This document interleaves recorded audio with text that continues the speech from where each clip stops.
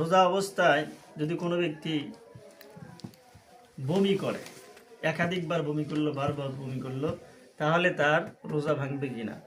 রোজা অবস্থায় যদি কোনো ব্যক্তি বমি করে, একবার করুক একাধিকবার করুক, তাহলে তার রোজার কোনো সমস্যা হবে না। এ ব্যাপারে বাদায়ুস সানায়ে খণ্ড নম্বর 2 পৃষ্ঠা নম্বর 622 নম্বর পৃষ্ঠায়, বাদায়ুস সানায়ে খণ্ড নম্বর 2 পৃষ্ঠা নম্বর, আমি আপনাদেরকে কিতাব দেখাই। বাদায়ুস সানায়ে খণ্ড নম্বর 2 পৃষ্ঠা নম্বর 392 নম্বর 622 নম্বর পৃষ্ঠার মধ্যে লিখছে, যদি কোনো ব্যক্তি বমি করে, লিখছে ওয়ালাউ ইহতালামা ফি নাহারি রমাজান ফানজালনা মিফতিরু লিকাউলি নবী সাল্লাল্লাহু আলাইহি ওয়াসাল্লাম সালাসুন লা ইফতিরুনা সাইমা আল কাইয়ু ওয়াল হিজামাতু ওয়াল ইহতিলাম। এখানে লিখছে যে যদি কোনো ব্যক্তি তিনটা জিনিস রোজাকে নষ্ট করে না।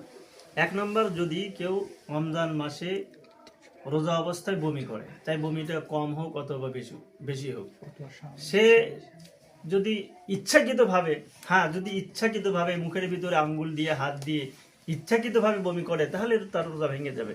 কিন্তু সে যদি অনিচ্ছায় তার বমি হয়ে গিয়েছে, যে কোনো দুর্গন্ধের কারণে, যে কোনো কারণে, মানসিক চাপের কারণে হোক, তাহলে তার রোজা ভাঙবে না। তো এখানে বলতেছে 3 কারণে রোজা ভাঙবে না। 1 নম্বর, বমি হলেও রোজা ভাঙবে না।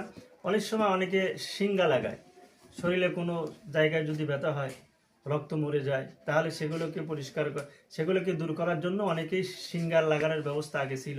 তো শিঙ্গা লাগানোও রোজা ভাঙবে না। 3 নম্বর, ওয়াল ইহতিলাম, কোনো ব্যক্তির যদি স্বপ্নদোষ হয় তাহলে রোজা ভাঙবে না। এই ব্যাপারে আরও আমি আপনাদেরকে দেখাই। আল মুহাইতুল বুরহানি খণ্ড নম্বর 2, আল মুহাইতুল বুরহানি খণ্ড নম্বর 3 পৃষ্ঠা নম্বর 346 নম্বরে দেখেন, এখানে বলতেছে যদি কোনো ব্যক্তি, পৃষ্ঠা নম্বর সঠিক করে বলে 92 নম্বর পৃষ্ঠা, 392 আমি আপনাদেরকে দেখি। আল মুহাইতুল বুরহানি, এই কিতাবের নাম আল মুহাইতুল বুরহানি। এই কিতাবের মধ্যে লিখছে যে as-সাইমু ইযা যারা'আল কাইয়ু লা ইফসিদু সাওমাহু, যখন কোনো রোজাদার ব্যক্তি রোজা অবস্থায় যদি সে যদি বমি করে ফেলে, লা ইফসিদু সাওমাহু, তাহলে তার রোজা ভাঙবে না।